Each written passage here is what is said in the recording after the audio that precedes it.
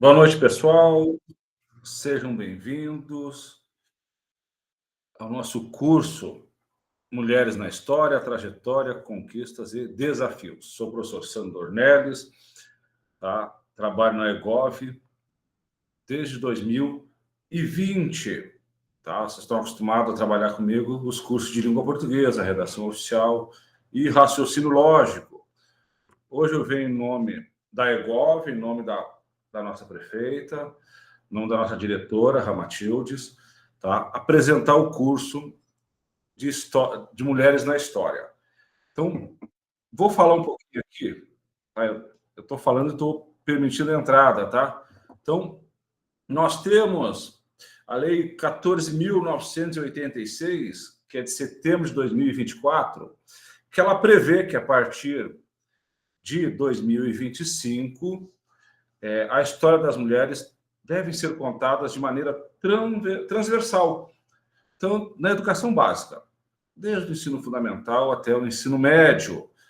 E, aproveitando a semana, tá, que a gente comemora o Dia das Mulheres, tá, a Prefeitura de Campo Grande, a EGOV, resolveu lançar esse curso, primeiramente para os professores, e depois nós iremos para as escolas, juntamente com a Universidade Federal, que será um projeto de extensão. Tá? A professora Andréia é nossa professora na Universidade Federal e está aqui voluntariamente, tá?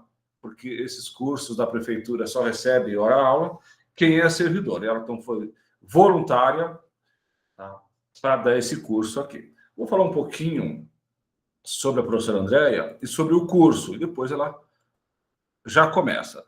Doutora em Direito pela PUC, mestra em Direito pela PUC de São Paulo, graduada em Direito pela CDB em 94, graduada em Letras, tá, pela UFMS em 94 também. Atualmente é professora da Universidade Católica Dom Bosco, CDB, o curso de Direito, desde 97. Professora efetiva, tá, da Universidade Federal no curso de Direito, desde 2012. Professora do mestrado em Direitos Humanos da UFMS desde 2015. Seu último posto, último cargo, ela foi conselheira federal da OAB de 2022 até 2024. Acabou seu mandato esses dias, tá bom?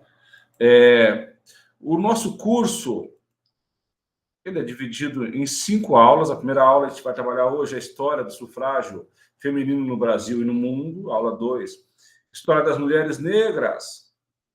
Tá? Aula 3, importância das mulheres na história do Brasil. Isso aqui é só um tópico. A professora André já vai aprofundar com vocês. Aula 4, história das mulheres na filosofia.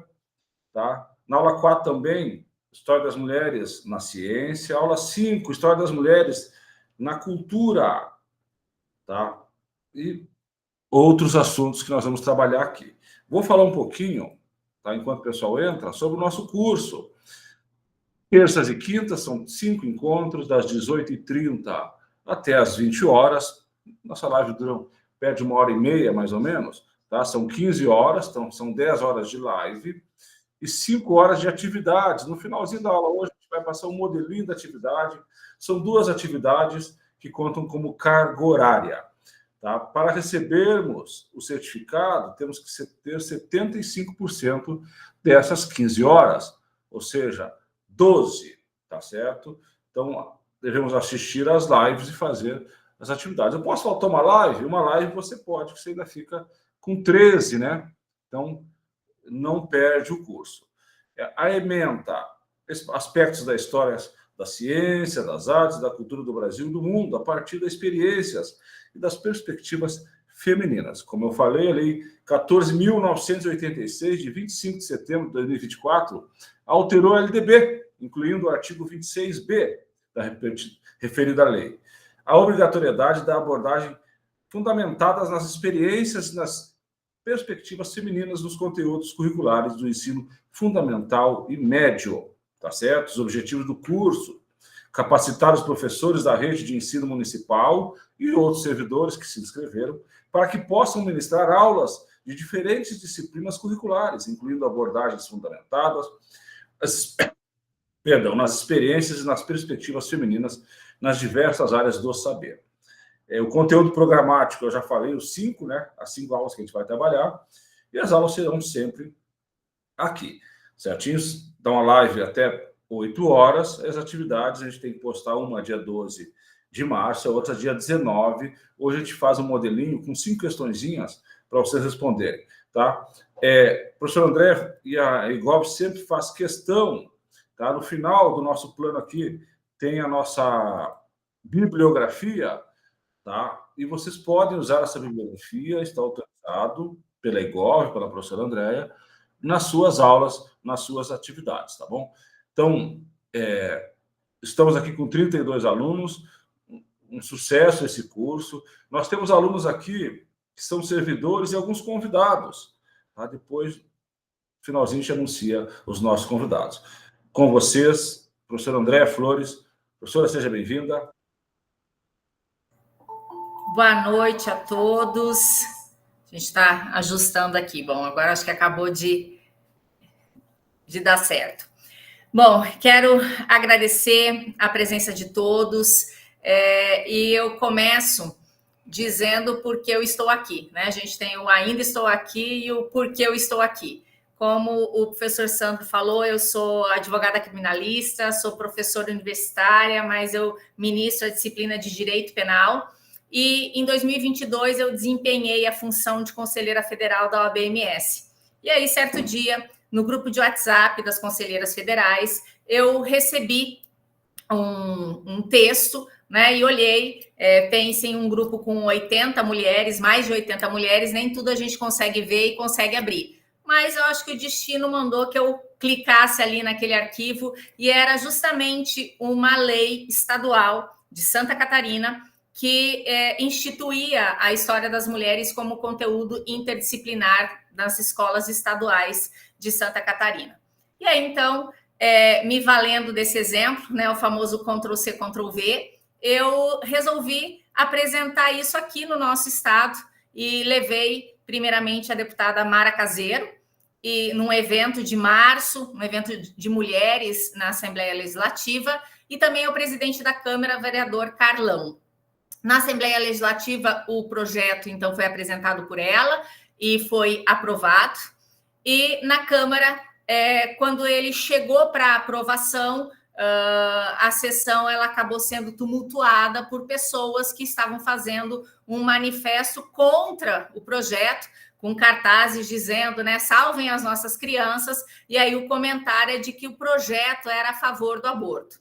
E me chamou a atenção não só porque quem capitaneou esse movimento contra o projeto na Câmara foi um deputado que estava eleito, mas ainda não havia assumido a sua legislatura, né, porque era na Câmara dos vereadores, mas ele era deputado. E me chamou a atenção que 2 deputados lá na Assembleia votaram contra o projeto. E a fala deles é que, na verdade, esse projeto, se aceito, seria para falar de mulheres de esquerda. Então, eu quero dizer que, na verdade, aquilo que foi proposto, né, era para que justamente os professores da rede pública, e estão muitos aqui, pudessem falar das mulheres quando tratassem das suas disciplinas na matemática, português, literatura, física, química, biologia, o que fosse, né? Dando enfoque àquelas que se destacaram pelo seu conhecimento.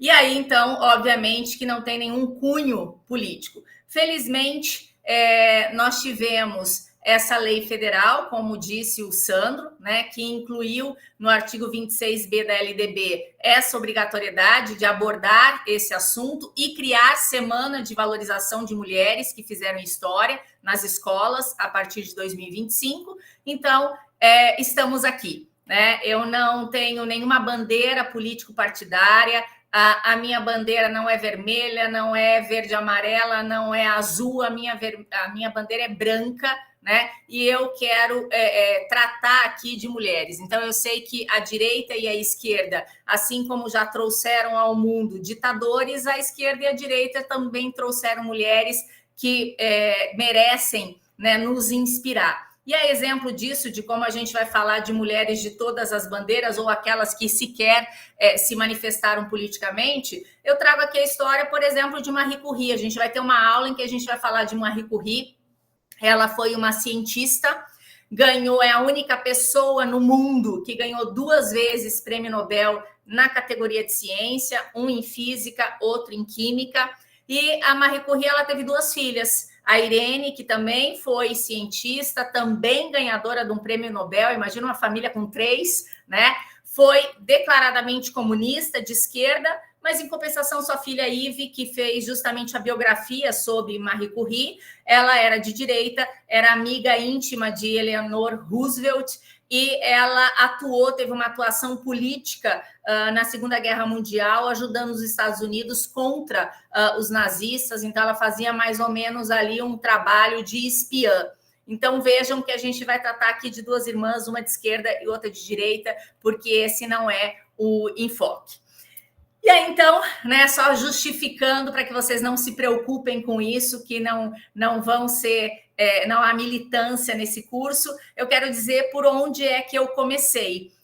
Quando me despertou esse projeto que eu apresentei, a Mara Caseiro e depois ao vereador Carlão, eu comecei lendo um livro, e na verdade, assim, nesse momento que eu resolvi tratar disso, estudar isso, muitas vezes eu me frustrei, porque eu ia a livrarias e eu não encontrava absolutamente nada de material, né? De encher os olhos de lágrimas, a gente vê uma estante de biografias em que havia biografias de inúmeros homens e não havia uma única biografia de mulher. Mas aí, cavucando, eu acho que a gente está vivendo agora um momento, uma onda, né, em que se resolveu falar disso, graças a Deus, a coisa vai despertando. Mas o primeiro livro que me arrebatou e que me chamou a atenção para isso, e eu falei, eu preciso falar disso, né, se chama Tempos Diferentes, Discursos Iguais, a construção do corpo feminino na história. Essa obra é da pesquisadora Ana Maria Collin. Ela é uma professora gaúcha, mas ela já esteve aqui em Dourados, né, trabalhando. Ela tem curso no Instagram e ela, nesse tema, ela traz a fala de uma série de pensadores e filósofos. E aí ela começa, né, seguindo ali o que ela me trouxe, ela começa com Platão. E aí ela diz, né, o que Platão pensava de nós mulheres. E ele dizia assim: entre os homens que receberam a existência, todos os que se mostraram covardes e passaram a sua vida a praticar o mal foram, conforme toda a sua verossimilhança, transformados em mulheres na segunda encarnação.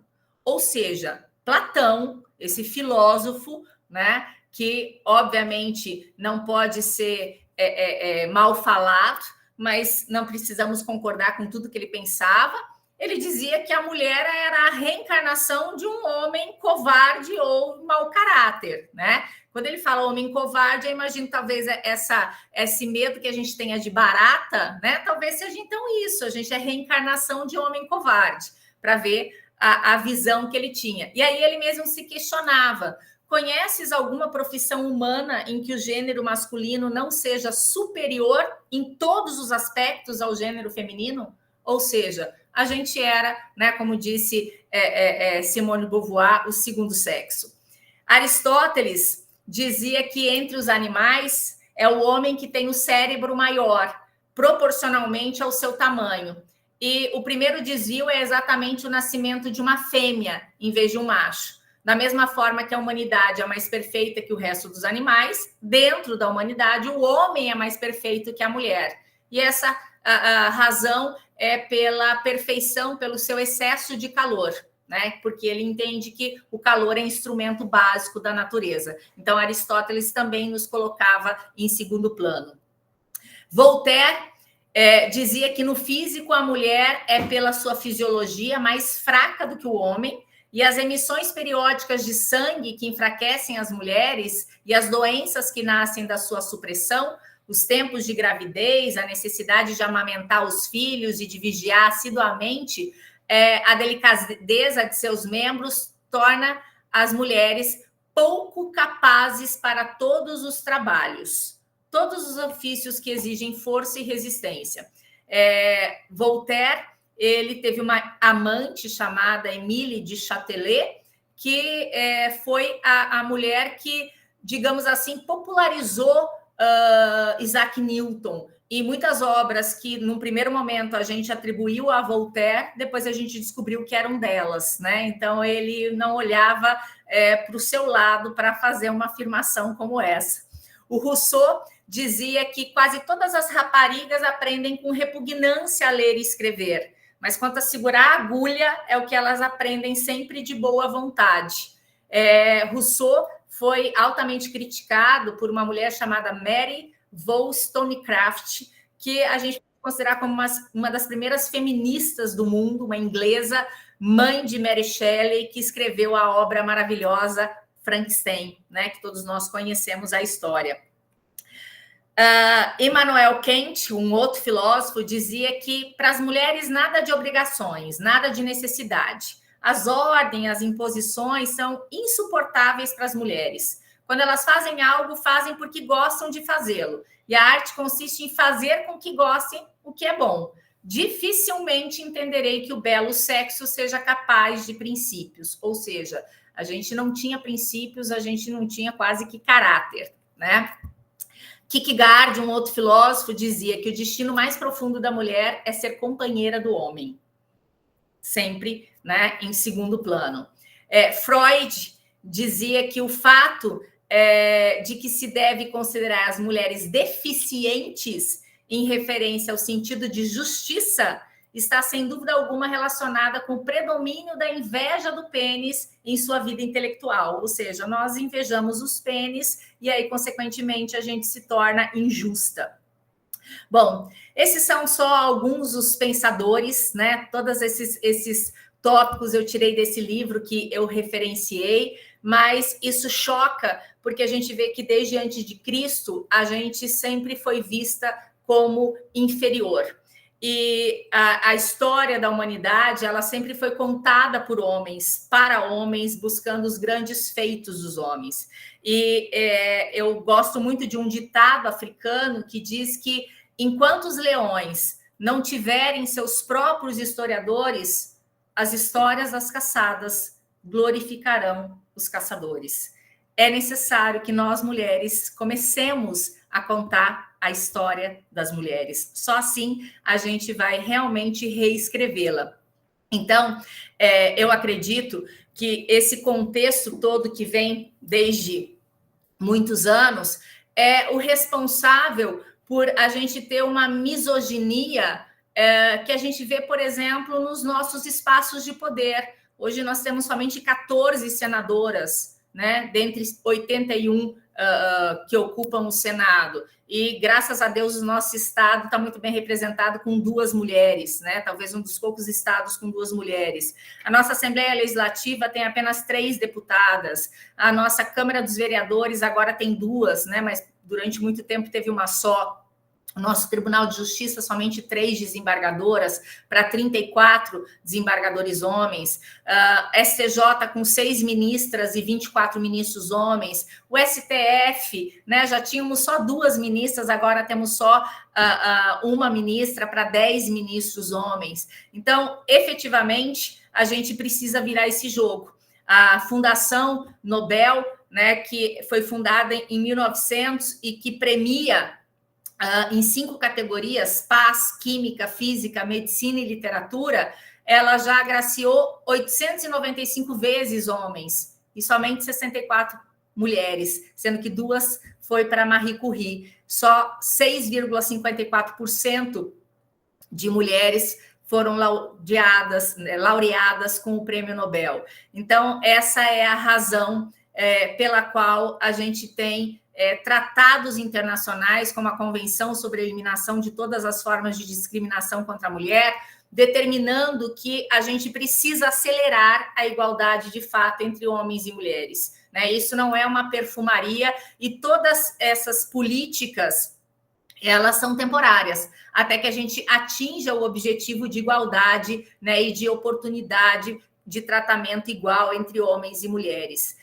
Então, o Brasil ele assumiu o compromisso internacional de adotar medidas especiais, temporárias, para que a gente efetivamente tenha igualdade de representantes no judiciário, né, na magistratura, nos espaços de poder. Então, a gente tem que lembrar que aqui nós tivemos historicamente agora, né, uma eleição entre duas mulheres candidatas a prefeita, temos uma prefeita mulher, isso tem que ser motivo de orgulho, mas a gente tem que avançar, né? E por isso, então, é que eu estou aqui. Vocês, como professores da rede pública, precisam programar atividades, incluir nos seus currículos isso, e no que eu puder ajudar, eu estou à disposição, né, para franquear o material que eu tenho. Vai ser uma grande honra, um grande prazer, para que a gente efetivamente consiga fazer com que essa alteração da LDB se faça presente.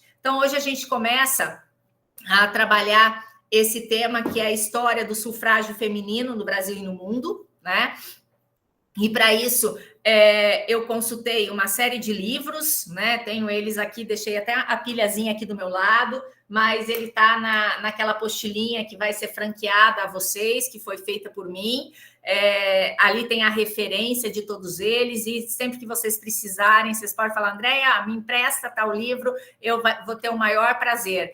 Dentre esses livros também eu vou colocar 2 naquele grupo, né, que está sendo feito. Um é a tese de doutorado da Mônica Karavevsky, que trata das filhas de Eva querem votar. É um estudo brilhante sobre o sufrágio no Brasil.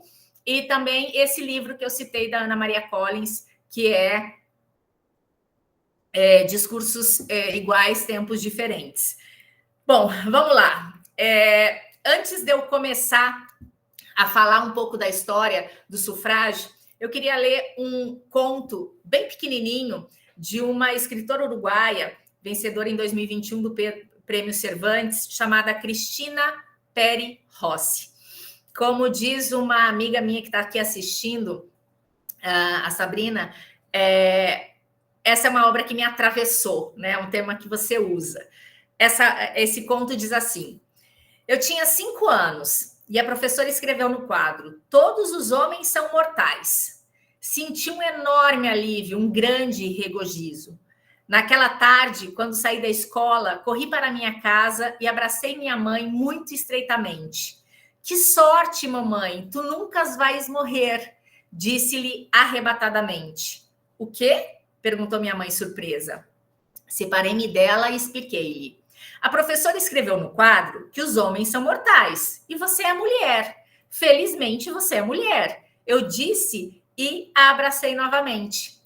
Minha mãe me separou ternamente dos braços dela. Essa frase, minha querida, inclui homens e mulheres. Todos e todas morreremos um dia. Senti-me completamente consternada e desiludida. Então, por que não escreveu todos os homens e mulheres são mortais? Perguntei. Bem, disse minha mãe, na verdade, para simplificar, nós mulheres estamos trancadas na palavra homens. Trancadas? Perguntei. Por quê? Porque somos mulheres, minha mãe respondeu. A resposta me deixou desconcertada. E por que nos prendem? Eu perguntei. É muito longo de explicar, minha mãe respondeu, mas aceite assim, há coisas que não são fáceis de mudar. Mas se eu disser todas as mulheres são mortais, também tranca os homens? Não, respondeu minha mãe. Essa frase se refere apenas às mulheres. Entrei numa crise de choro. Compreendi subitamente muitas coisas e algumas muito desagradáveis. Como que a linguagem não era a realidade, mas uma maneira de trancar as coisas e as pessoas, de acordo com o seu gênero. Embora eu mal soubesse o que era gênero, além de servir para usar saias, o gênero era uma forma de prisão. Palmas para Cristina Peri Rossi. Eu acho que ela representa exatamente, né, tanto desmazelo, tanta desigualdade. A gente está muitas vezes trancada nas palavras, né, homem, homens, e aí a gente não consegue ter exatamente o nosso direito expressado. E agora, então, para falar de direitos das mulheres, e dessa primeira luta que depois vai desencadear o sufrágio, eu quero falar de uma mulher chamada Olympe de Gouges. Ela, em 1789, estava ali no fervo da Revolução Francesa e mais de 20 mil pessoas marcharam, né, até Versalhes, de Paris até Versalhes, em protesto àqueles abusos da monarquia. Dessas 20 mil pessoas, 7 mil eram mulheres. E aí, então, essa Revolução Francesa, que falava em igualdade, fraternidade, liberdade, ela nos trouxe a famosa Declaração dos Direitos do Homem e do Cidadão, que em seu artigo 1º previa que os homens nascem, são livres e iguais em direitos, né? E as distinções sociais só podem fundar-se na utilidade comum. A Olympe de Gouges, em 1791, ou seja, 3 anos depois, ela escreveu a Declaração dos Direitos da Mulher e da Cidadã. Ela tentou nos destrancar da palavra homem. E aí, então, ela fez um complemento escrevendo: a mulher nasce livre e é igual ao homem perante a lei. As distinções sociais só podem fundar-se na utilidade comum. Pois bem, Olympe de Gouges, ela foi guilhotinada aos 45 anos, em 1793, considerada uma contra-revolucionária, uma conspiradora e uma mulher que teria esquecido das virtudes de seu sexo, porque, afinal de contas, naquela época, a mulher não podia militar, a mulher não podia se expressar. E em que pese, né, ironicamente, o artigo 10 das suas declarações dizia assim: ninguém deve ser molestado em virtude de suas opiniões, mesmo radicais. Se a mulher tem o direito de subir ao cadafalso, deve ter igualmente o direito de subir à tribuna.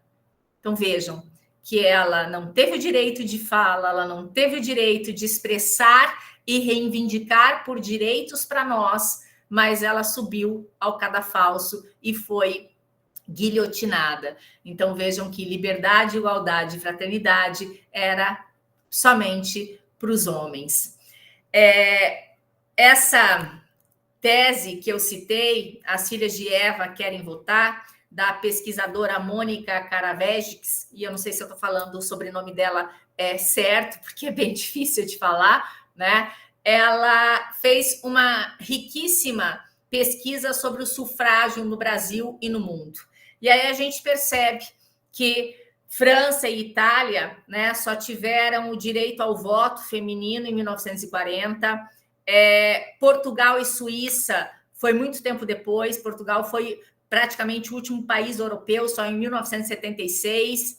Mas quando a gente fala do voto feminino, né, no Brasil, a gente remonta ao ano de 1932. Ali a gente teve um decreto, né, que colocou em vigor um novo Código Eleitoral, e ali, então, a gente teve escrito que é eleitor o cidadão maior de 21 anos, sem distinção de sexo, né, alistado na forma deste código. Então, nós vamos verificar que no Brasil a gente teve o direito ao voto em 1932, a Inglaterra, e a gente vai falar da Inglaterra, em 1918, né?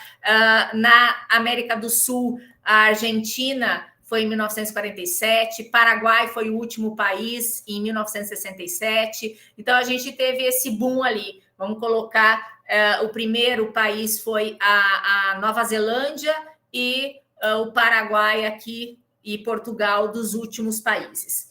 Mas, falando da história, agora especificamente dessa luta do sufrágio, sem sombra de dúvidas, o país que talvez tenha militado mais fortemente sobre o sufrágio feminino foi a Inglaterra. As sufragistas britânicas, no final do século XIX, elas criaram uma organização chamada National Union of Women's Suffrage Societies, União Nacional das Sociedades de Mulheres pelo Sufrágio. Essa organização foi fundada em 1897 e era presidida por uma mulher chamada Millicent Garrett Fawcett. Ela possuía um tipo de um jornalzinho, uma publicação semanal, né? E ali, então, elas fomentavam essa discussão. Esse jornal era intitulado A Causa Comum. Em 1903, em Manchester, elas criaram um outro grupo liderado por Emmeline Pankhurst e suas filhas, Christabel e Sylvia, e criaram ali uma união social e política das mulheres. Esse grupo também publicava jornais semanais, né? E elas se intitulavam ali, acabaram sendo conhecidas como as sufragetes, né? Elas criaram também um jornal semanal chamado The Suffragettes, em 1912. Então, a gente vê que uma das formas sempre foi o jornal, e depois a gente vai ver isso também aqui no Brasil.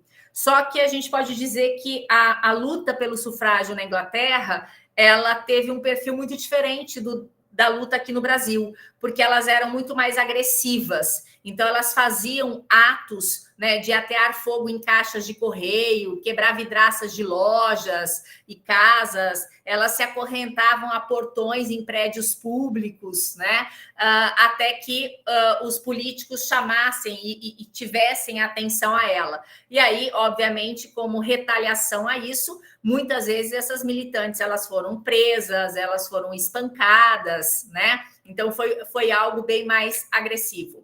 E aí, então, uma das militantes mais aguerridas que a gente teve na Inglaterra se chama Emily Wilding Davidson. Ela chamou a atenção da imprensa pela primeira vez em 1911, porque ela colocou fogo em caixas de correio, mas em 1913 ela se jogou, segurando um cartaz, né, a favor do voto, pedindo voto feminino. Ela atravessou uma pista de corrida onde estava havendo uma corrida de cavalo e estava correndo o rei inglês, e aí ela foi atropelada, né, por este cavalo, e algumas biografias dizem que ela tentou só atravessar e acabou sendo colhida pelo cavalo, e outros falam que não, que ela se atirou ali porque ela queria realmente chamar a atenção do mundo, e fez, porque basicamente todas as televisões do mundo inteiro, né, trouxeram essa notícia desse movimento sufragista. E aí eu recomendo a vocês, né, para a gente ver essa cena, ver essa história, um filme chamado As Sufragistas, que conta exatamente essa história do sufrágio, né, a luta pelo sufrágio na Inglaterra.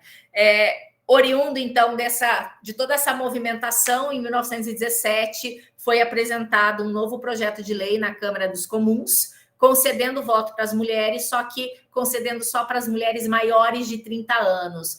O que os homens sacaram? Bom, as mulheres com essa idade, elas não vão ter muita intenção, muito interesse em votar, porque elas já estão casadas, com filho, então elas não vão sair de casa para votar. Somente em 1928 é que a gente teve o voto feminino na Inglaterra equiparado para os dois sexos, né, a partir de 21 anos. Então, a gente teve aí essa luta pelo sufrágio efetivamente encerrada em 1928. Essa é a história do sufrágio na Inglaterra. No Brasil, a gente percebe, né, que houve uma discussão um pouco diferente. Num primeiro movimento, né, a gente vê mulheres e homens buscando essa igualdade e questionando o decreto que existia. O decreto número 6 do governo Marechal Deodoro, de 1889, previa que consideram-se eleitores para as câmaras gerais, provinciais e municipais todos os cidadãos brasileiros no gozo de seus direitos civis e políticos, que souberem ler e escrever. Então, falava aqui, né, em eleitores, de novo, e cidadãos brasileiros, de novo, aquela discussão, estamos incluídas ou não, né? Estamos, a menininha de 5 anos, trancadas nesses eleitores e cidadãos brasileiros. E aí, logicamente, que em 1889 eram pouquíssimas mulheres que sabiam ler e escrever, né? Mas a gente vai ver, então, que começa esse assunto, voto feminino, igualdade de direitos, a ser tratado por algumas mulheres. E aí a gente tem Josefina Álvares de Azevedo, que tinha um jornal, era dona de um jornal chamado A Família. A gente tinha uma outra senhora chamada Francisca Senhorinha da Mota Diniz, que escrevia no jornal O Sexo Feminino. Uma outra mulher chamada Andradina de Oliveira, que escrevia numa revista chamada O Escrínio.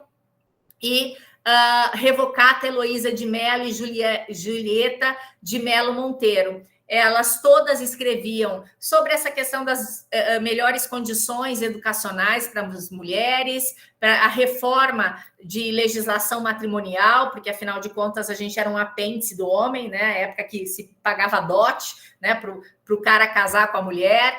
E então elas começam a fomentar, através da imprensa, desses jornais, a questão do direito ao voto, né? E aí, inclusive, Francisca Senhorinha da Mota Diniz, ela escreve no jornal 15 de novembro do Sexo Feminino, esse era o nome do jornal, uma publicação de 6 de abril de 1890, ela diz assim: desejamos que os senhores, isso ela falando para a Assembleia Constituinte, desejamos que os senhores do sexo forte saibam que se nos podem mandar em suas leis subir ao cadafalso, mesmo pelas ideias políticas que tivermos, também nos devem a justiça de igualdade de direitos tocante aos direitos de votar e de sermos votadas. Vejam como ela se atrela ali ao falar de cadafalso ao que falou Olympe de Gouget na Revolução Francesa. E aí, então, ela fala que o direito de votar é partilha da humanidade, pois é o dom da palavra, e a mulher é humana. Então, ela traz esse texto aí, né, já nesse fomento. E aí, o que acontece nessa época? A gente tem uma discussão que acaba sendo reavivada, porque uma mulher chamada Isabel de Souza Matos, e aí, quando a gente vai para a historiografia, né, para alguns livros, há um pouquinho de dissenso acerca do nome completo dela, né? Mas seria Isabel, ela era uma dentista, ou seja, uma mulher formada, nível superior, raríssimo naquela época. E aí, em 1885, ela tenta renovar o seu alistamento eleitoral. Ela já tinha conseguido votar através do artigo 4º da Lei Saraiva, que autorizava o voto aos habilitados com diploma científico ou literário de qualquer faculdade, academia ou escola, Instituto Nacional ou estrangeiro. E aí ela, como dentista, ela então pediu o seu alistamento. E isso no Rio Grande do Sul. Quando ela se muda para o Rio de Janeiro, ela tenta fazer o realistamento e o seu pedido é indeferido. E aí isso então dá uma inflamada, né? E as mulheres voltam a questionar essa questão do voto. Nessa mesma época, duas outras mulheres, Josefa Cardoso de Faria Leal e Ana Jacinto Cardoso, elas também haviam requerido alistamento eleitoral, né, no distrito de Santana. E aí o pedido delas foi levado em consideração pela comissão eleitoral, que ficou de consultar o ministro do Interior, né, para definir se ia ou não aceitar esse pedido. E aí, novamente, o ministro ele não defere e volta também a haver essa discussão. Nessa mesma época, a gente tinha uma Assembleia Constituinte, e aí começou uma grande discussão acerca da questão do voto feminino, né? E uns até falavam assim, não, mas espera aí, já está autorizado, quando fala eleitores, as mulheres estão trancadas, né? Desde que elas tenham um nível superior. E alguns falavam, não, a gente quer que seja expresso, os homens e as mulheres poderão votar, né? Que a palavra mulher ficasse efetivamente expressa. E aí é muito interessante, essa tese que eu citei, As Filhas de Eva Querem Votar, que é de uma pesquisadora, uma historiadora gaúcha, né? Assim como a Ana Maria Collin, também é gaúcha. Ela traz vários debates e ela cita quem são, né, os deputados que eram a favor e o que diziam aqueles que eram contra, e alguns falavam que eram contrários ao voto feminino porque isso provavelmente ia prejudicar a educação dos filhos, se a mulher ela começasse a participar das lides políticas. Então, não deveria ser autorizado o voto feminino. Outros falavam que, né, usavam como argumento que até então, até aquele momento ali, final do século, nenhum outro país autorizava o voto feminino. Então, isso também foi usado como argumento. E aí, então, tinha até mesmo aqueles que usavam como argumento a fragilidade física da mulher, né? Então, provavelmente pensando que a gente não teria condições de segurar a cédula, né? Ou caminhar até a urna, porque até a fragilidade foi usada como argumento por algum desses deputados. Essa discussão ela é bem rica nessa tese e ela está em PDF, né? Depois, aqueles que tiverem interesse em se aprofundar, façam um bom proveito, que é um material riquíssimo.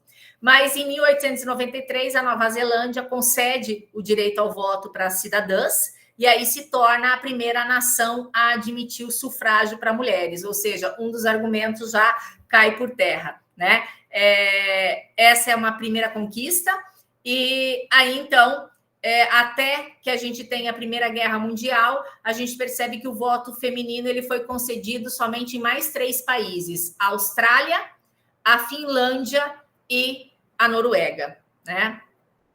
Isso já em 1902, 1907 e 1913.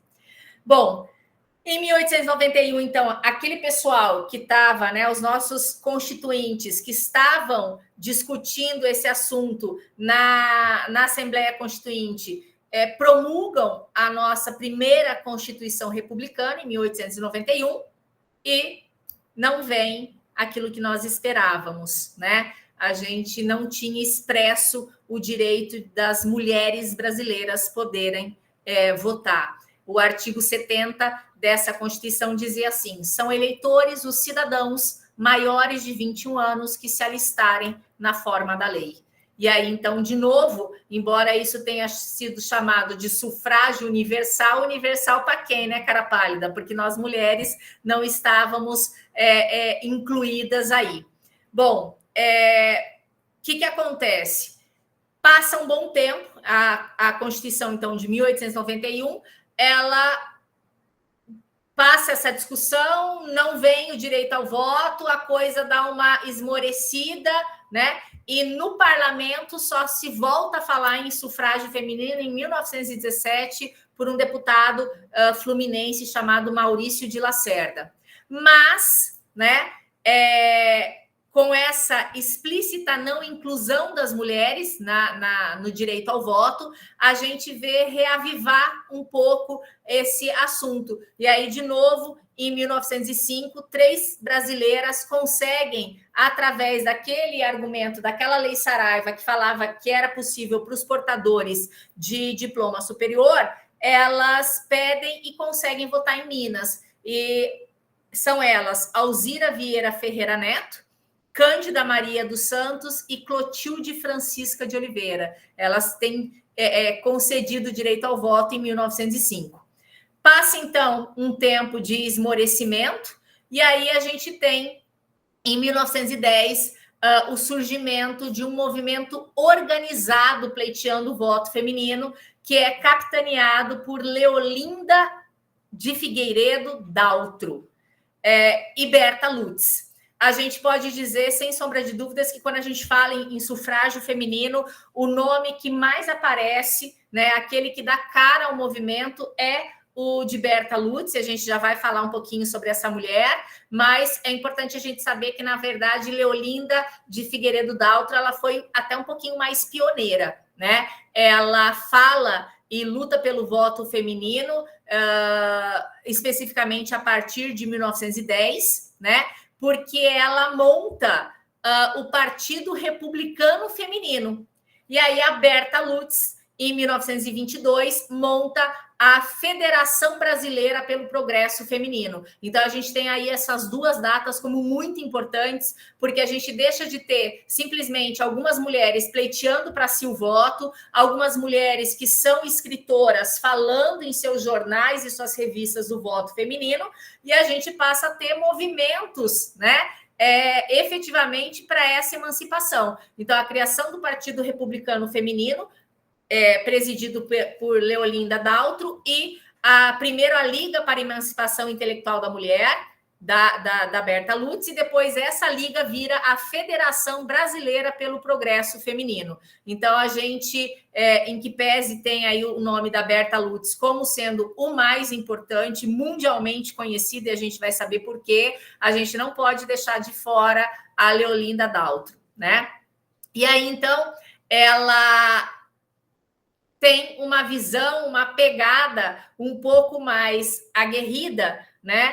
E ela acaba sendo um pouco, digamos assim, mal vista. A gente percebe que várias vezes a comunidade ela se referia a Leolinda Daltro como sufragete, fazendo uma referência a essas inglesas que atuavam de forma mais violenta, né?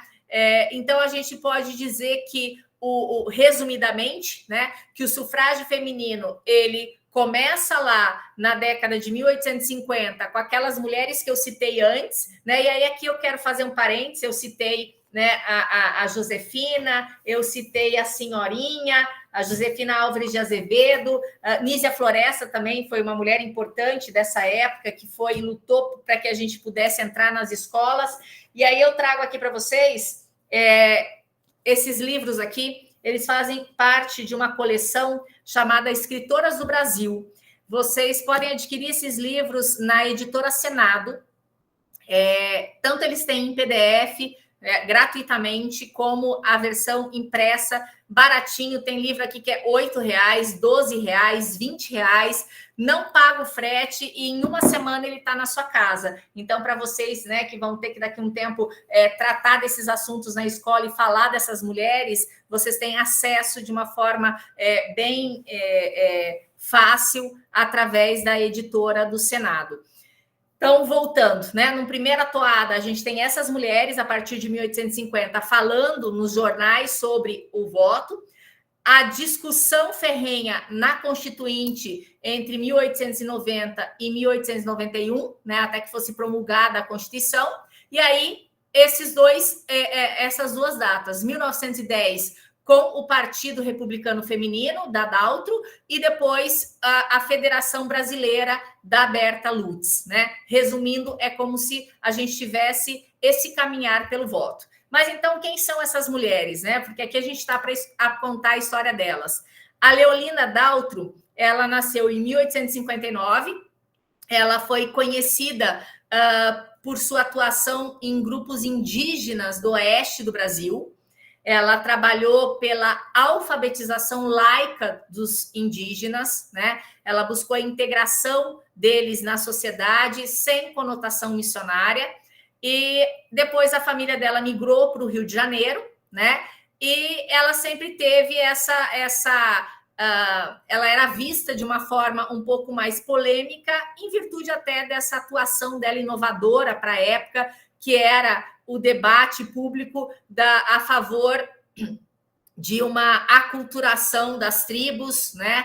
E de uma eliminação de população indígena catequizada, digamos assim. Então, ela tem essa toada também. Ela foi casada, né? Teve um primeiro marido, ela teve 2 filhos. Depois, ela empreendeu viagens. Ela era geralmente acompanhada pelo filho mais velho, então ela viajava muito nessa atuação perante essa comunidade indígena. Se separou. E aí, com o segundo marido, ela teve mais 3 filhos, né? E aí, quando ela passa a fazer essas viagens, ela deixa os menores em colégios internos, e o menorzinho delas é cuidado por Quintino Bocaiúva, que era padrinho da sua filha, né? E aí, a primeira filha já estava, nessa época, casada.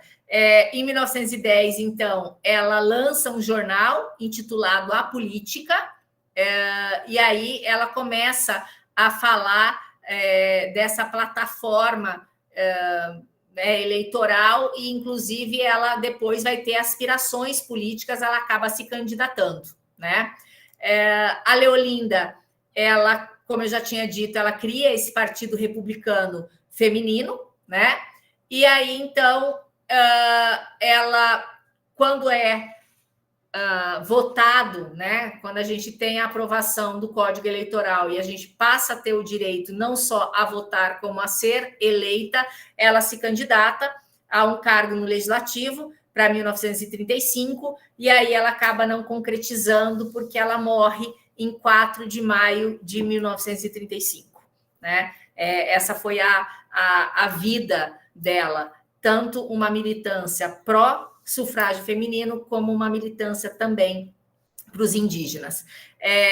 Em 2004, a Comissão de Defesa dos Direitos da Mulher da Assembleia Legislativa do Rio de Janeiro homenageia, né, desde 2004, homenageia mulheres que se destacam na luta pelos direitos das mulheres com um diploma chamado Mulher Cidadã Leolinda de Figueiredo Daltro.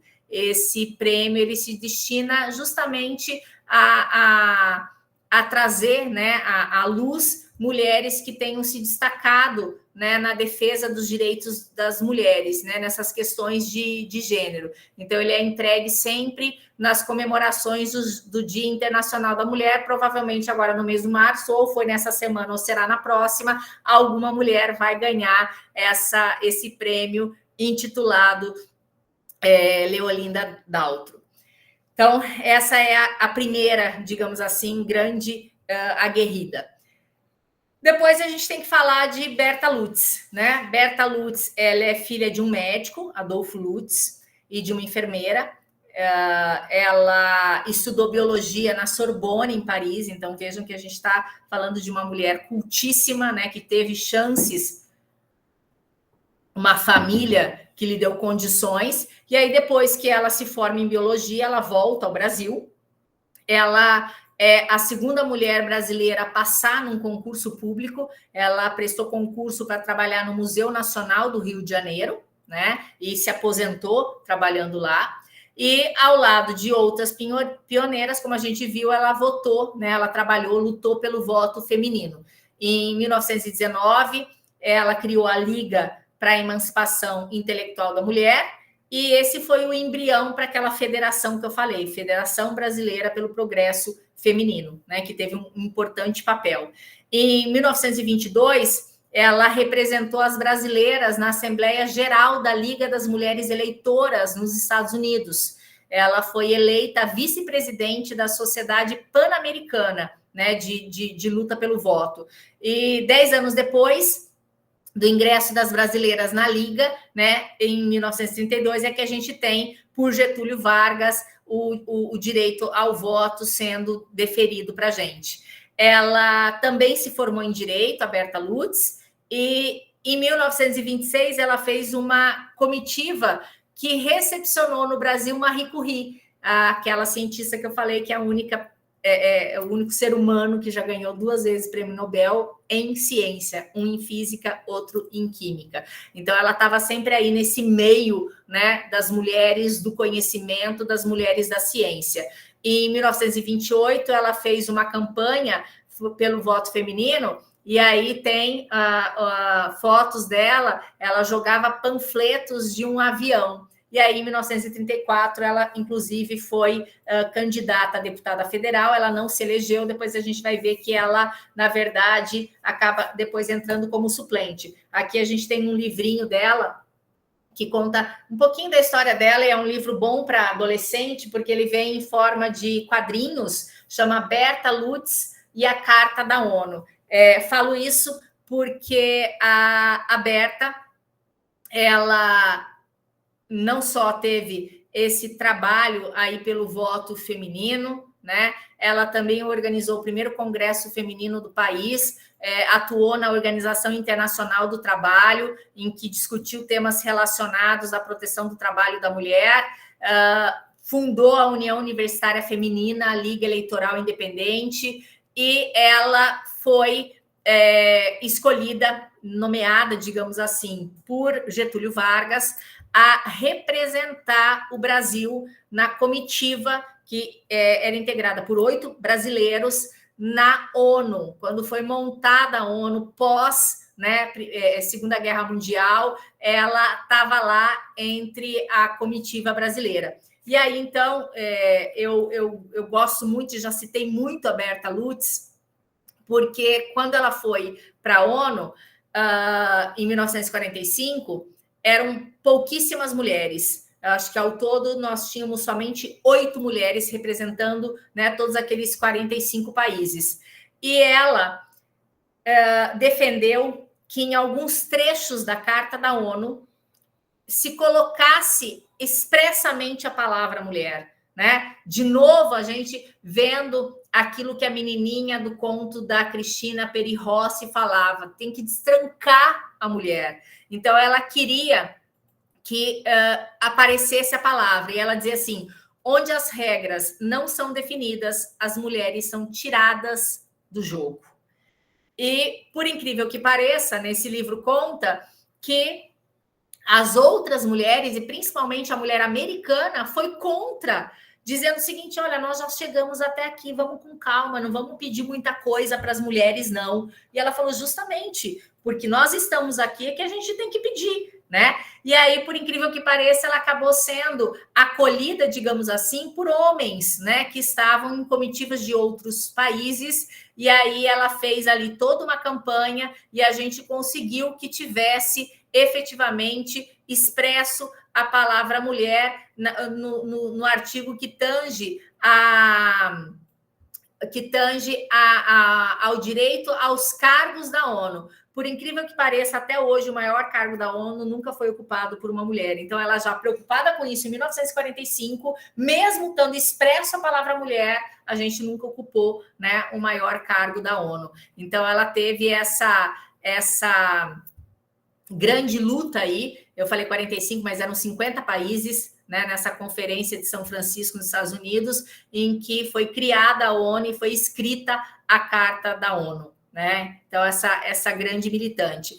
E aí, então, ela depois foi a única mulher que participou da comemoração, né, quando foi instituído o Dia da Mulher Brasileira, né, o Dia Internacional da Mulher. Nessa conferência da ONU, o ministro das Relações Exteriores, Pedro Leão Veloso, brasileiro, ele cedeu a fala dele aberta, então ela foi a única mulher a falar na conferência, né? Então ela sempre esteve ali, e aí depois ela participou, representou a Liga das Mulheres Eleitoras nos Estados Unidos, né? Teve um apoio da Eleanor Roosevelt, que foi uma mulher brilhante, né? Estou ansiosa atrás de uma biografia dela, já procurei muito, ainda não encontrei, acho que não tem nenhuma em português, né? A gente não encontra nas nossas livrarias, mas ela foi uma mulher muito importante. No ano de 1975, no Ano Internacional da Mulher, que foi estabelecido pela ONU, a Berta foi convidada pelo governo brasileiro a integrar a delegação, né, do nosso país, nesse primeiro Congresso Internacional da Mulher, que foi realizado na Cidade do México. E esse foi o seu último ato público, né, porque ela veio a falecer em 1976, aos 84 anos.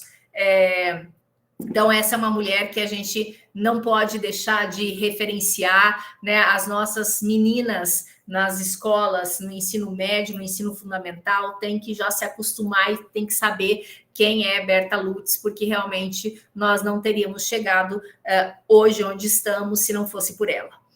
Outra mulher que eu quero referenciar aqui é a Josefina Álvares de Azevedo, é uma dessas que eu falei, né, que tem o livrinho dela aqui, que é um livro que a gente pode adquirir lá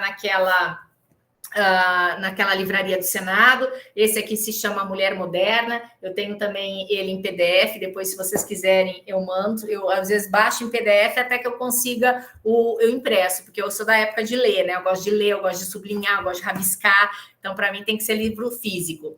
E aí, talvez para vocês, para muitos aqui, seja a primeira vez que vocês ouvem falar de Josefina Álvares de Azevedo, mas quem nunca ouviu falar do poeta Álvares de Azevedo, né? Ela era prima dele e ela é autora desse livro, A Mulher Moderna. Ela defendeu o voto feminino, foi professora, jornalista, poetisa, dramaturga, editora, sufragista, nasceu em Recife em 1851, se mudou para São Paulo em 1888 e depois para o Rio de Janeiro em 1889. faleceu em 1913, deixando 2 filhos, né? Morreu com 62 anos. E ela, então, como eu já havia dito lá em cima, ela fundou esse jornal A Família, e ali ela escrevia, né, e defendia a emancipação feminina. Ela era extremamente destemida, ela fazia críticas ferrenhas ao patriarcado, e aí, então, ela, após um decreto do ministro de Correios e Instrução, Benjamin Constant, que vedava o acesso às mulheres ao ensino superior, um decreto de 1890, ela meteu a boca, né, e fez vários artigos no seu jornal. E ela escreveu uma peça chamada Voto Feminino. É uma peça cômica para teatro. Eu, por exemplo, se eu tivesse essa ligação com o teatro, provavelmente eu ia fazer as crianças encenarem, que é muito interessante. É uma peça com poucos personagens, né? É o marido e a mulher, a filha e o marido, né? O genro, e aí um casal de empregados, e a discussão é sobre o voto feminino. Então, as mulheres da casa falando que querem ter o direito ao voto, e os maridos, né, fazendo aquele discurso, não, mas vocês não têm condições. E aí o genro, digamos assim, né, do dono da casa, ele é deputado. Então, a história são eles conversando acerca do voto feminino. Esse texto ele tem aqui nesse livrinho, né? É bem engraçadinho, é uma coisa leve, daria para trabalhar tranquilamente com as crianças, né? E aí ela diz assim, ó: a mulher, como ao homem, deve competir a faculdade de preponderar na representação da pátria. Queremos o direito de intervir nas eleições, de eleger, de ser eleitas, como os homens, em igualdade de condições, né? Essa é uma das frases dela. Eu coloquei o link da chamada para eles aí, e o link da livraria do Senado. Ah, joia. Então tá aí no chat de vocês, tá? Para aqueles que querem o certificado, tem aí o linkzinho da chamada.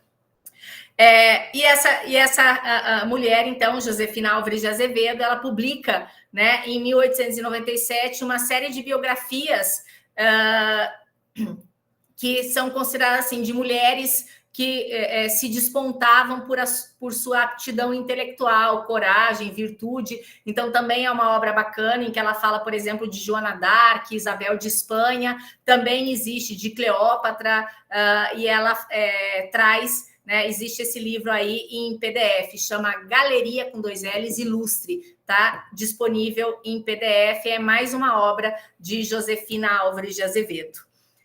Outra mulher que a gente tem que falar sobre é Maria José de Castro Rebelo Mendes. Ela também contribuiu bastante, foi a primeira mulher a ingressar no Itamaraty através de um concurso público, e justamente lá em 1918, quando ela presta esse concurso, e aí a segunda mulher é Berta Lutz, né, para o museu, mas ela tem inicialmente recusada a sua candidatura. E aí isso gerou uma polêmica. De novo, essas mulheres, a exemplo de Leolinda Daltro, vão para cima através da imprensa para bater pesado, para exigir que ela seja aceita, né?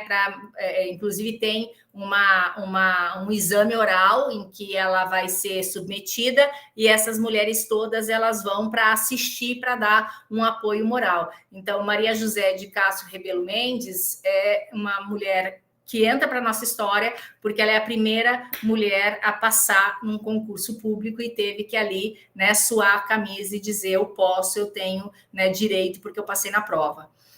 Outra mulher importante é Carlota Pereira de Queiroz. Ela nasceu em São Paulo em 1892, se formou em medicina em 1926, e iniciou na política em 1932, quando ela organizou, junto à Cruz Vermelha, um mutirão de 700 mulheres para dar assistência aos feridos na Revolução Constitucionalista em São Paulo. Esse final de semana eu estava lendo um livro sobre Cora Coralina, e aí ela menciona que ela também lutou, né, na Revolução Constitucionalista. Então, a gente vê ela tão como fofinha, queridinha, né? E aí a gente descobre esse lado não só poetisa, mas também de mulher aguerrida. Mas Carlota Pereira, em maio de 1933, ela foi a única mulher eleita deputada à Assembleia Nacional Constituinte. Então, também o nome dela entra para a história, numa legenda chapa única de São Paulo, né? Ela integrou daí na Assembleia a Comissão de Saúde e Educação, porque ela era médica, né? E ela trabalhou arduamente pela alfabetização e assistência social. Foi autora do primeiro projeto sobre a criação de serviços sociais no país. Ela foi eleita pelo Partido Constitucionalista de São Paulo, depois no pleito de outubro de 34, e ela permaneceu na Câmara até 37. Né? 37 foi instaurado o Estado Novo, e aí, então, a gente teve o Congresso Nacional fechado. Por incrível que pareça, ela apoiou o golpe militar, né, que derrubou o presidente João Goulart depois em 64. A Carlota, ela faleceu em 1982. Então, essas são pioneiras, digamos assim, né? Outras mulheres que eu consideraria pioneira, Antônia de Barros, a gente vai falar também dela na próxima aula, que a gente vai falar das mulheres negras, né, brasileiras. Essa nasceu em Florianópolis em 11 de julho de 1901. Ela foi professora e escritora e também jornalista, e fundou um jornal chamado A Semana, onde ela discutia a discriminação de gênero e raça, né? Antonieta de Barros era uma mulher negra, então imaginem a dificuldade para ela chegar até onde ela chegou. E aí, então, em 1930, ela passa a dirigir um outro jornal chamado Vida e Lioa, né? Ela foi autora de um livro chamado Farrapos de Ideias, e ela usava, na época, o pseudônimo para escrever, chamada Maria da Ilha, né? Mas o nome dela é Antonieta de Barros. Ela estudou na Escola Normal Catarinense, se formou em magistério. Aí depois ela fundou um curso Antonieta de Barros, que ela dirigiu até a morte, e ali é que ela criou fama, né, e se projetou, e ela também deu aulas no Colégio Coração de Jesus e na Escola Normal Catarinense, no Colégio Dias Velho, onde ela foi diretora. Ela teve contato com Berta Lutz, então vejam que essas mulheres elas acabam se encontrando, né? Ela também participou dessa Federação Brasileira do Progresso Feminino, que foi criado pela Berta Lutz em 1922. Ela entrou na década de 30, e aí, então, na primeira eleição que as mulheres puderam votar e serem votadas, a Antonieta ela se filiou ao Partido Liberal Catarinense, e aí, então, ela que lutou contra o racismo, contra o machismo, ela foi eleita para a Assembleia Legislativa de Santa Catarina, tornando-se a primeira mulher a assumir o cargo no Estado e a primeira deputada estadual negra do país, né? Ela teve uma atuação política muito importante no magistério, né? Ela levantou bandeira anti-racismo, quis diminuir essa diferença, né, intelectual, então também ela foi muito a favor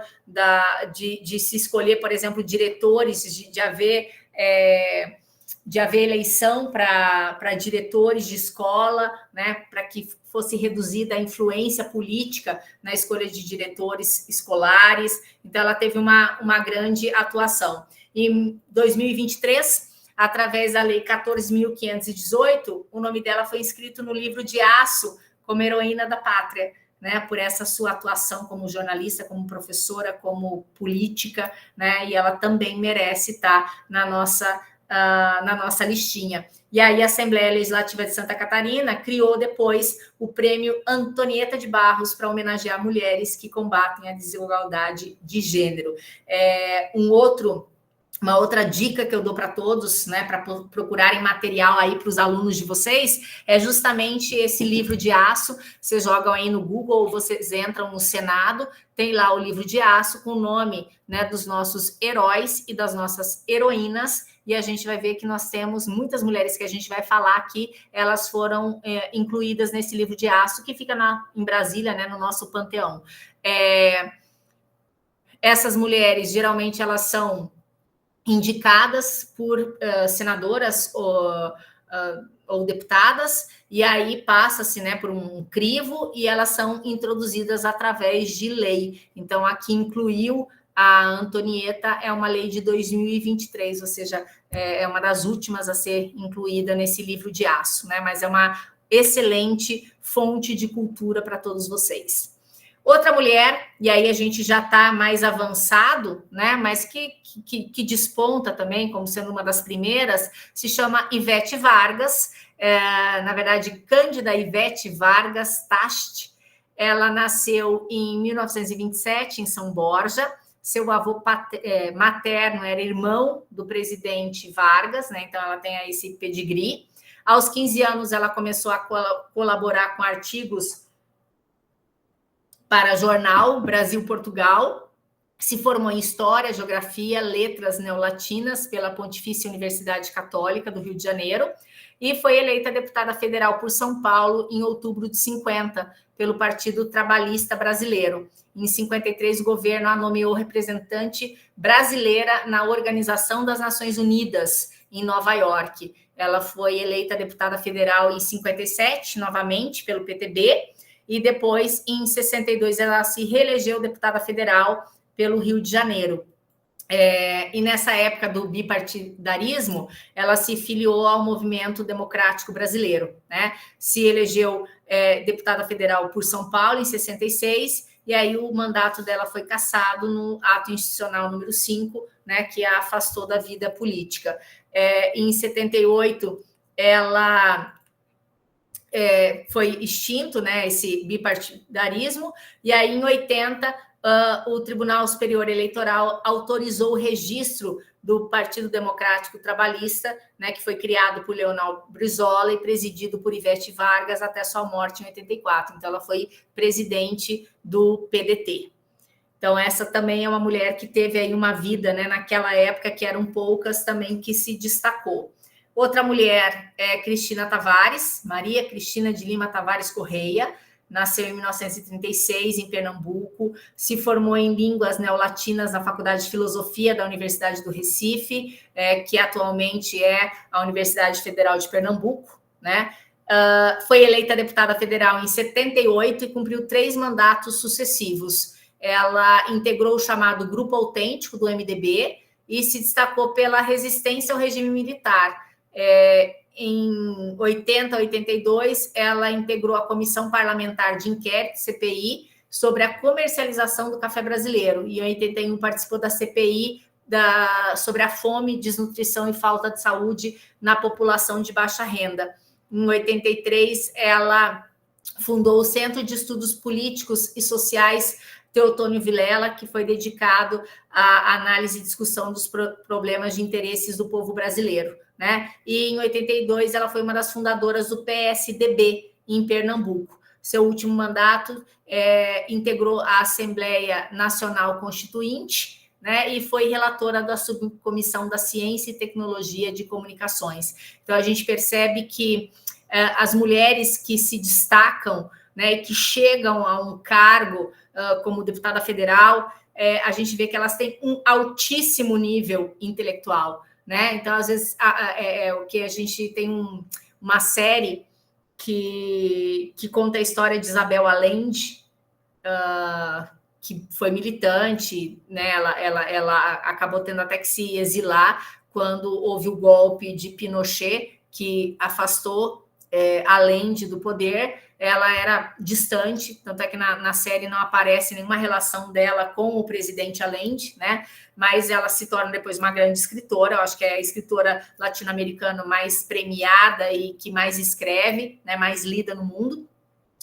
E ela tem uma cena em que ela está indo justamente para publicação da sua primeira obra, né? Para aquele evento de lançamento da obra. E aí tem uma fala que diz assim, que uma mulher, para chegar onde um homem chega, ela tem que dar o dobro de passos. Então, quando eu vejo a história dessas mulheres, eu sinto muito isso, né? O quilate dessas mulheres para chegar onde elas chegaram. A gente tem homens muito menos letrados que alcançam de forma muito mais fácil esse poder, né?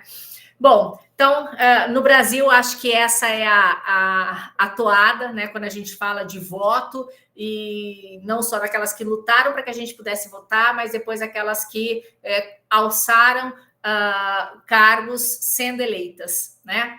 E aí eu gostaria de falar também um pouquinho na Argentina, e daí a gente já vai encerrando, né, para que vocês, se quiserem fazer perguntas e fazerem comentários e trazerem também conhecimento, porque aqui a gente tem um público seleto, são professores, né? Mas na Argentina, nós tivemos uma mulher que é chamada Giulietta Lanteri, uma médica de origem italiana que se especializou em doenças psiquiátricas da mulher. Ela fundou o Partido Feminista Argentino e a Liga de Mulheres Livre Pensadoras, né, traduzindo. E ela desafiou a lei e foi a primeira mulher a votar na Argentina em 1911. 36 anos antes de ser liberado o voto feminino. Então, esse nome ele é ali isolado, né? Giulietta Lanteri, que era uma médica de origem italiana. Mas quando a gente fala de voto na Argentina, a gente não pode deixar de falar de uma mulher que, como a gente lê nas biografias e ouve, né, da boca dos argentinos, ela é amada por uns e odiada por outros, e essa mulher se chama Evita Peron. Evita Peron, ela era uma menina de família, a mãe teve 5 filhos, o pai tinha uma outra família, que era, né, a família principal, então, na verdade, como se dizia na época, eles eram bastardos, de origem humilde, nasceu em maio de 1919, existe uma dúvida sobre o seu efetivo ano de nascimento, né? Alguns dizem que ela alterou uma certidão de nascimento, e aí, então, ela sai do interior da Argentina, vai para Buenos Aires em busca de carreira de atriz. Ela vai adolescente para Buenos Aires, sozinha, né, para ser atriz, então passa fome, dias que, nas biografias dela, conta que ela só tomava chimarrão para se aquecer, não tinha o que comer. E aí, então, em 44, ela conhece Juan Perón, que era um militar e político. Na época que ele a conheceu, ele ocupava o cargo de vice-presidente, né, da Argentina, e era também ministro, acumulava com o cargo de ministro do Trabalho e da Guerra.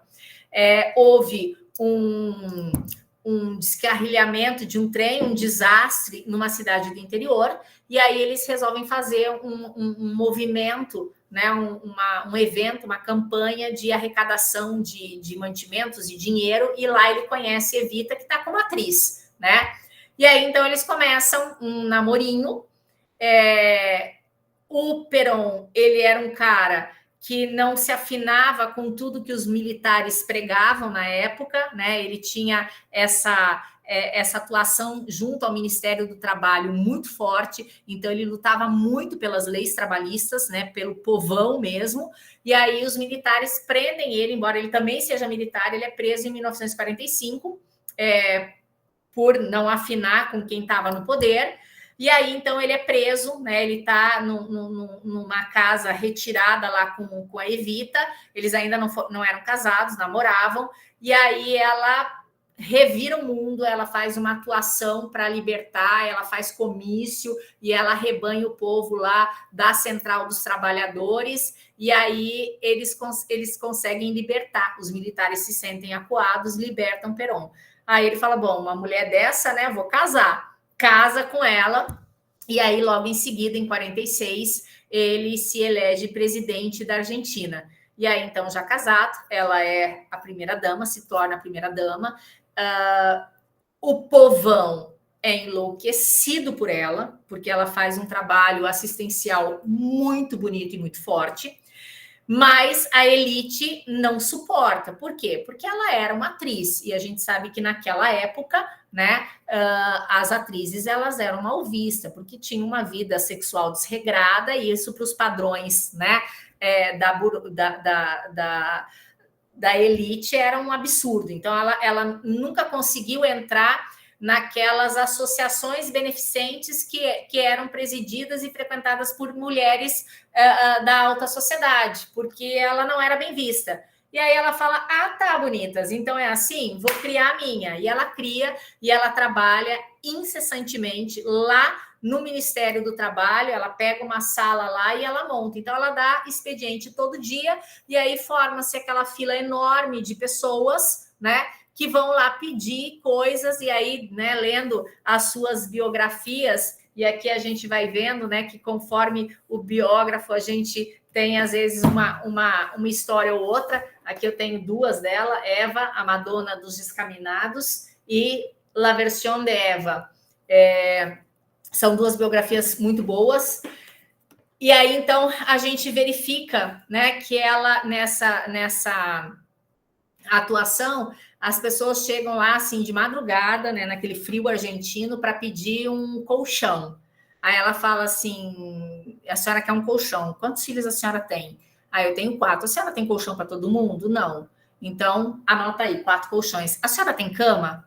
Aí ela fala, não, então anota aí, 4 camas. E a senhora, a casa da senhora vai caber essas 4 camas? A pessoa fala, não, anota aí uma casa. E ela consegue, né? Então, por exemplo, ela logo que o Perón ele assume a presidência, ela faz uma viagem de meses pela Europa e ela se reúne com os principais estadistas do mundo e ali ela faz já uma série de arranjos para conseguir dinheiro para essa sua atuação beneficente. Então, efetivamente, ela move mundos, né? E aí, esses descamisados ficam enlouquecidos por ela. Então, sem sombra de dúvidas, ela é a primeira dama mais famosa do mundo. Acho que pela atuação dela, né? Acho que Jacqueline Kennedy, depois Onassis, ficou famosa pela sua elegância, né? Mas a gente não vê a atuação dela. Eleonora Roosevelt também teve uma atuação muito bonita, mas ela, como viajou, ela acabou disseminando o nome dela. Então, quando ela adoece, na verdade, o Perón vai se candidatar a uma segunda eleição, né, na Argentina, e todo mundo quer que ela seja a vice-presidente. Né? Não quer mais ela só como primeira-dama, querem ela como vice-presidente. Ele é contra, há ali uma treta entre eles, digamos assim, mas ela já está acometida de câncer de útero, o mesmo câncer que matou a primeira mulher do Perón. Né? Ela morre, o enterro dela acaba com flores na Argentina e países vizinhos, as pessoas ficam ali na chuva, dura dias e mais dias, e aí, então, logo em seguida vem o golpe militar, né? E o Perón ele fica exilado na Espanha por muitos anos, depois ele volta, né, para que para que ele seja eleito de novo. Ela estampa, né, a nota de 100 pesos, 100 pesos na Argentina não vale nada, tá? Mas já é um grande feito. E uma outra coisa interessante dos professores fazerem é isso: mande seus alunos pesquisarem quantas mulheres estampam moedas pelo mundo afora, né? E aí, então, Evita, ela, no enterro dela, o Perón manda embalsamar o corpo dela, e existe uma série que chama Santa Evita, que mostra o que os militares fizeram com esse corpo dela, que ficou vagando, ficou escondido, porque justamente eles não queriam essa comoção social. E todo mundo sabe que se Evita Perón estivesse viva, o Perón não teria sido deposto, né? Eles não conseguiriam fazer o golpe, porque o povo iria para as ruas. Mas aqui o que nos interessa acerca do sufrágio é que ela mobilizou os legisladores da época, e em 1947 ela conseguiu que fosse aprovada a Lei 13.010, dando direito ao voto às mulheres na Argentina. Então, Evita Perón também está não só vinculada a esse movimento social aos descamisados, como também ela deixa seu nome na história em virtude dessa luta pró-voto feminino, também partido feminino, né? Então ela teve uma grande atuação política, e a gente pode dizer, sem sombra de dúvidas, que chegou uma hora que ela era muito maior do que o Perón, né? Ela era amada e as pessoas eram capazes de fazer mundos e fundos em prol dela. Então, eis aqui, né, a nossa história. Não falei de todos os lugares do mundo, mas a gente fala da Inglaterra, que foi a mais polêmica, a mais aguerrida, e da Argentina, porque eu sou apaixonada por Evita Perón, né? Desculpe aqueles que não gostam, mas eu estou do lado dos que amam Evita Perón. Estou à disposição para quem quiser fazer qualquer tipo de indagação, de discordância, concordância, fiquem à vontade. Pode escrever no chat ou pode abrir o microfone e falar.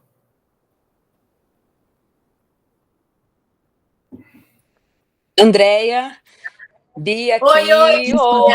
Queria te agradecer pelo convite de participar dessa aula. E assim, eu me sinto privilegiada, não só por ter tido acesso a tanta informação, por ser sua amiga e por saber assim que a gente tem tanto a aprender.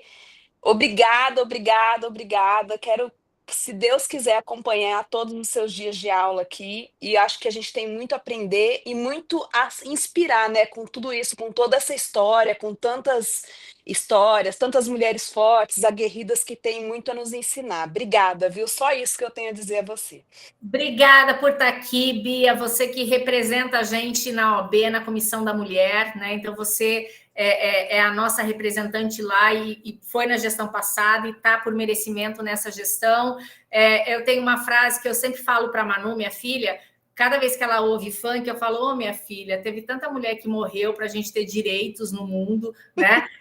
Direito a votar, direito a ir para a escola, e vocês ouvindo funk. Então, na verdade, a gente tem que disseminar. E você está num ponto, né? Você ocupa um lugar no nosso estado em que você também luta a esse favor. Você estava comigo lá na Assembleia quando a gente entregou esse projeto à Mara Caseira, e eu tenho certeza que você também vai replicar tudo que a gente tem de história das mulheres para contar. Então, fico muito feliz em ver você, em ver a Iudália, né, que também tem um lugar de destaque, não só na advocacia, mas lá na OAB, na gestão OAB, que são mulheres que propagam e lutam por nós, mulheres, e pelo espaço que a gente tem.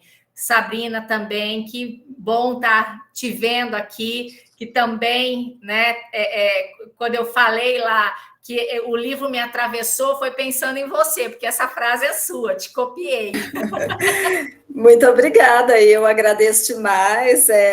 A partir do momento que eu me aproximei de você, em razão de uma dor, eu fui para procurar uma advogada e encontrei uma pessoa que me trouxe força, e todos os momentos que eu estou perto de você, você sempre me traz algo, sabe?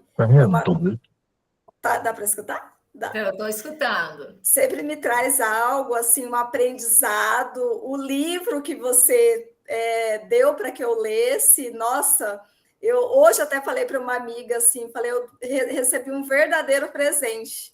A história de uma mulher também, da Ângela, né? De uma mulher negra, e que é transformador. Muito obrigada por essa viagem, pela luta da história, né, das mulheres, que é desconhecida. Eu falei, gente, onde que eu estava na escola, nos lugares, que eu nunca soube nada disso. E você eu também, passei 50 anos sem saber. E você é um verdadeiro presente para a minha vida. Eu sou muito obrigada, grata. Nós grata. somos. Obrigada. O Tarcísio levantou a mão. Fique à vontade, Tarcísio. Boa noite. Não sei se vocês estão conseguindo ouvir bem, que eu estou no fone de ouvido aqui, que meu computador está muito Estamos ruim. Ouvindo. Ok. Eu queria só destacar, lembrar, né, que aqui no Mato Grosso do Sul também temos Raimunda Brito, né, que é uma pessoa que destacou também pela luta, né, ganhou esse prêmio, esse diploma, Berta Lutz, né, se eu não me engano foi em 2017, e até a Simone Tebet, que estava presidindo, se eu não me engano, a sessão que ela ganhou esse prêmio. Uma das coisas que eu queria destacar, infelizmente, é a pouca adesão e presença de homens aqui nesse curso. O que mostra que ainda há, apesar de toda essa história que a professora brilhantemente trouxe, de conquistas femininas, da conquista da mulher, ainda existe essa reticência, essa resistência do homem em aprender um pouco mais sobre essa história. Eu lamento a pouca presença de homens aqui, né? Parabenizo as mulheres que estão aqui, porque é isso mesmo. Quanto mais conhecimento vocês conseguirem, quanto mais história vocês conseguirem, mais vocês vão conseguir lutar contra esses homens que ainda são reticentes, né, e resistentes a esse direito de vocês. E eu tenho o meu total apoio completamente. Inclusive, estou fazendo esse curso para aprender, para poder lutar mais ainda pelos direitos iguais, não só das mulheres, mas como das pessoas carentes, dos mais pobres, dos negros, dos indígenas, e assim por diante. É nossa obrigação se tornar seres humanos melhores. E eu peço desculpas, né, para vocês, mulheres, a pouca adesão de homens. Infelizmente, o homem teme aquilo que não conhece e abre mão de conhecer. Deveria conhecer um pouco mais da história das mulheres, que é linda, é brilhante nesse país e no mundo, né? E deveria ser, né, mais respeitada pela maioria dos homens. Infelizmente, ainda precisamos vencer isso. Em pleno século XXI, um curso como esse, os homens têm medo de participar, porque aí vão achar que é feminismo, vão achar que é isso, que é aquilo. Infelizmente, como a professora falou, não há viés político, é um viés histórico e de conhecimento. Infelizmente, o homem é assim mesmo. Obrigado a todos. Alguns, né? Você está aí, meu marido está aqui me ajudando, e a gente percebe, sabe o quê? Que nessa história e naquela tese que eu mencionei da Filhas de Eva Querem Votar, a gente vê a discussão que teve na Assembleia Constituinte e aqueles homens que defenderam piamente o nosso direito ao voto, né? Na Inglaterra, Stuart Mill, ele foi muito importante, né? Foi um grande incentivador. Então, graças a Deus, a gente tem homens, né? E são os homens, né? Eu acho que os verdadeiros, eles se aliam a gente, né? Aqueles que correm é porque são os medrosos. Esse deve ser a própria reencarnação, como Platão, né? É os covardes que reencarnam covardes mesmo, não tem história. Mas obrigado, Tarcísio, muito, muito bom saber que você está aqui e você já vai repercutir isso, que é o que nos interessa, né? A gente formar formadores. Se mais alguém quiser falar, fique à vontade. Drineder, que linda você. Drineder formou comigo em letras, minha grande amiga, minha irmã, lá de Brasília, me prestigiando. Fico muito feliz, Dri, meu coração bate mais forte em ver você aqui.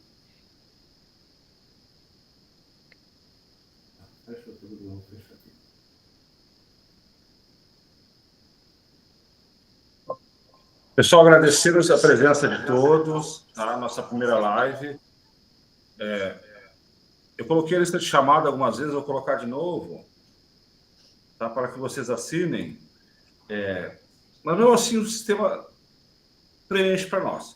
Então, nós voltaremos na terça-feira, não tem mais o que falar, né? O André já falou tudo aqui.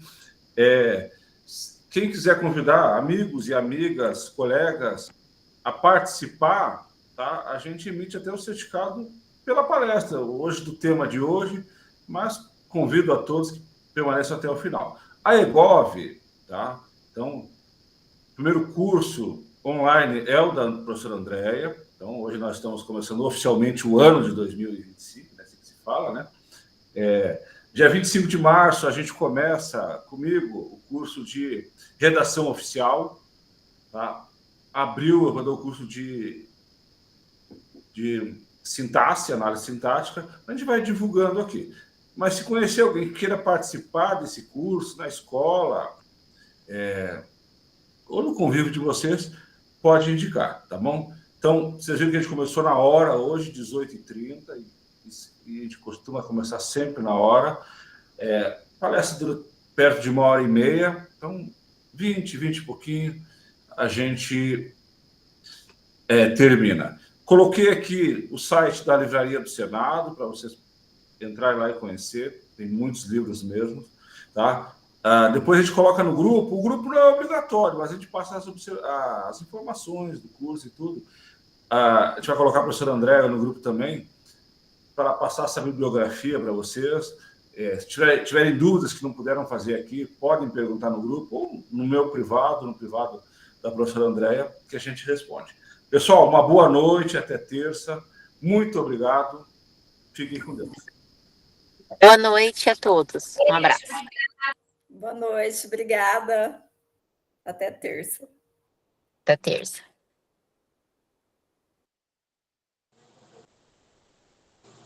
Boa noite, obrigada pela aula.